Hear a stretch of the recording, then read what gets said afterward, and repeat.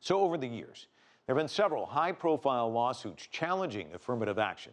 Some argue that by adopting policies such as racial or gender quotas for college admission, it creates a form of reverse discrimination. This year, 2 cases may change the way elite universities use race and ethnicity in college admissions. CCTV's Jim Spellman has been looking into these lawsuits, and he has insight for us from the newsroom. Jim? Mike, these lawsuits claim that in an effort to create a more diverse student body, these colleges are ignoring more qualified students in favor of less qualified students. Some people are now asking if it's time for affirmative action to come to an end. Attending prestigious Harvard University is a lifelong dream for many of the brightest students. But it is a dream unfairly denied to one Chinese American student, according to a lawsuit filed against the university. The suit claims the student, who is not named, graduated at the top of his high school class, had perfect ACT test scores, was active in sports, and volunteered in his community, the kind of student who has a shot at getting into Harvard. But according to the suit, he was denied the opportunity to compete for admissions to Harvard on equal footing with other applicants on the basis of race or ethnicity due to Harvard's discriminatory admissions policies. The suit alleges the university's affirmative action program, made to create more opportunities for all minorities, is keeping qualified Asian Americans out of elite universities by creating a cap on the number of those students admitted.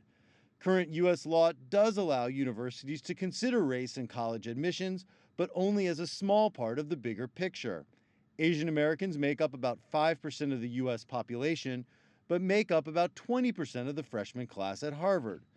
Harvard says it is following the law, and in a statement writes, "The college considers each applicant through an individualized, holistic review, having the goal of creating a vibrant academic community." Ted Gong is the Washington, D.C. president of the Chinese American Citizens Alliance and is not part of the lawsuit. Asians, by and large, test higher in terms of academic scores like SAT and other things. And so the idea that some of the people who brought the suit and other people who supported it is that if not for that cap, there would be more Asians able to get into school. The suit was filed by Students for Fair Admissions, a group headed by a conservative activist with a long history of fighting affirmative action programs. The group has also filed a similar suit on behalf of a white student denied admission to the University of North Carolina. The Harvard suit says the time for affirmative action on campus is over. The proper response is the outright prohibition of racial preferences in university admissions, period. Richard Rothstein is a longtime affirmative action advocate.